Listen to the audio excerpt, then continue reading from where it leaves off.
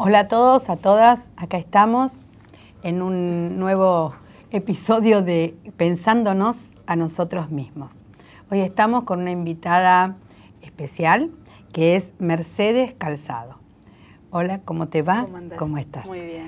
Bueno, Mercedes es investigadora del CONICET y es docente de la carrera de comunicación de la UBA. En estos momentos una carrera intensa, con todo lo que tiene para decir, para formar. Y fundamentalmente queremos compartir con ella un trabajo, una tesis de investigación sobre los medios y la violencia. Así que bueno, Mercedes, ¿cómo estás? ¿Todo bien? Muy bien, perfecto. Bueno, contanos un poco cómo surgió este tema para tu investigación y cuáles son los contenidos de esto. Bueno, en principio el modo en que surgió este tema tuvo que ver con el devenir un poco casi de nuestro mismo proceso histórico en la Argentina. Yo empecé a estudiar comunicación a mediados de los 90 y el tema de la violencia y del crimen y de la seguridad fue una problemática que poco a poco empezó a tomar los horarios centrales de los noticieros. Entonces, en el momento en el que decidí dedicarme a la investigación, el tema que me fue apareciendo casi de una manera lógica a lo largo de los años fue este. Sí.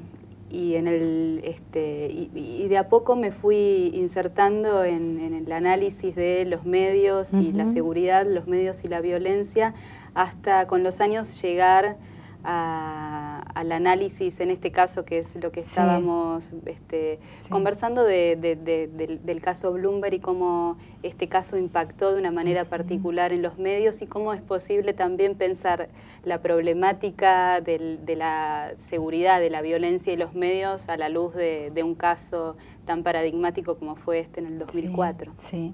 Yo un poco leyendo una síntesis de tu trabajo, empecé a recordar, ¿no?, todo esto y bueno, sí, fue un caso que marcó también una toma de posición, si uno estaba con Bloomberg o en contra de Bloomberg. Exacto. Y fue un debate, por lo menos acá en Ciudad de Buenos Aires, en el conurbano, el primer cordón, un debate fuerte, no solo en cómo los medios trataban esto, sino del caso en sí mismo, movilizó mucho. Sí, exacto, y sobre todo quizás también nos movilizó internamente, porque quizás si nosotros inmediatamente tomamos una postura en contra de todo lo que empezó a representar Bloomberg en ese momento, al principio no fue tan claro, había grupos progresistas, grupos también hasta familiares, gente muy cercana que había o participado de la marcha o firmado aquel petitorio inicial de Bloomberg. Entonces, en un primer momento terminó siendo un problema para nosotros mismos, digo, cómo nosotros nos pensábamos en función de qué manera procesar en ese momento los secuestros, la violencia. No eran mentira, ¿no? No era una construcción mediática, sino que existía. Ahora, el termómetro de la seguridad en ese momento creció y nos interpeló de alguna manera.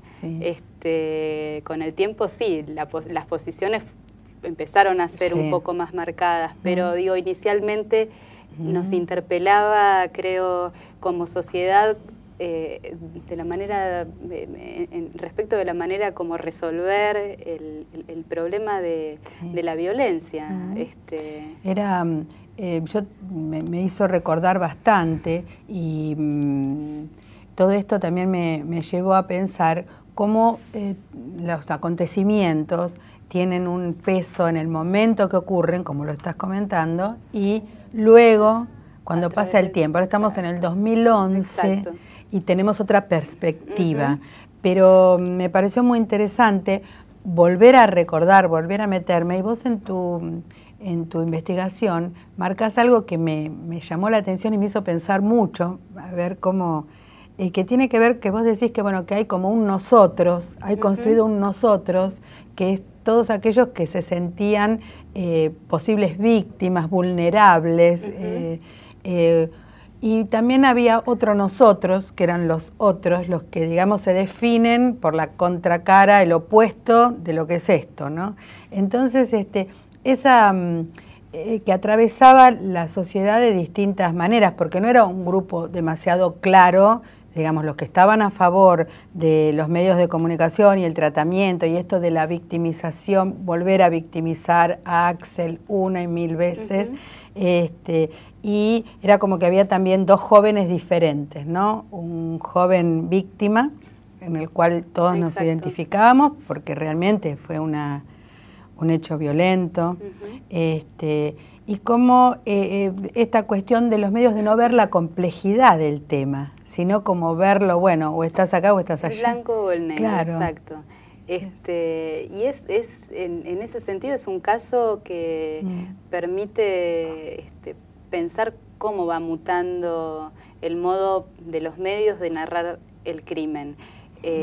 Porque hoy el protagonista de la noticia es la víctima, y desde ese lugar se construye el nosotros, porque todos nosotros somos interpelados de alguna manera como víctimas de algún hecho o como potenciales víctimas de algún hecho de violencia o de ineficiencia del Estado, o de algunas otras posibilidades, pero en vez de ser ciudadanos hoy pasamos a ser ciudadanos víctimas de alguna manera. Entonces el caso, este caso tan paradigmático de aquel momento funciona como esto: desaparece la figura del otro, la figura del criminal, es casi inexistente. El criminal es un fantasma que nos acecha, y desde ese lugar va construyendo esta figura de la nueva comunidad, de un nosotros victimizado.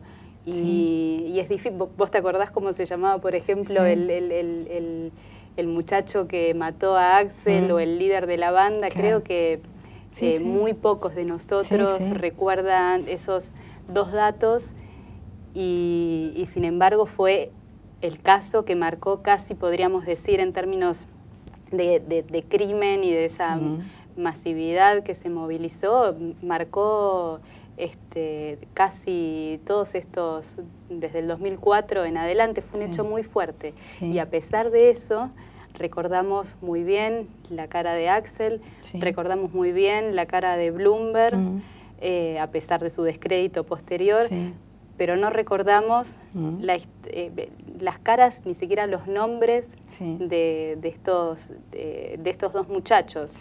No se narra hoy el delito desde ese lugar, sino que se narra desde la visibilidad de las víctimas. Ahora, tampoco no todas las víctimas son visibles. Hay también una selectividad de alguna forma de los medios, se produce una selectividad de los medios respecto de qué víctimas pueden y se convierten en visibles y que otras víctimas no, o qué víctimas siguen transcurriendo en el tiempo como víctimas mediáticas, y que otras caen casi en el olvido. Y de alguna manera también todo ese conjunto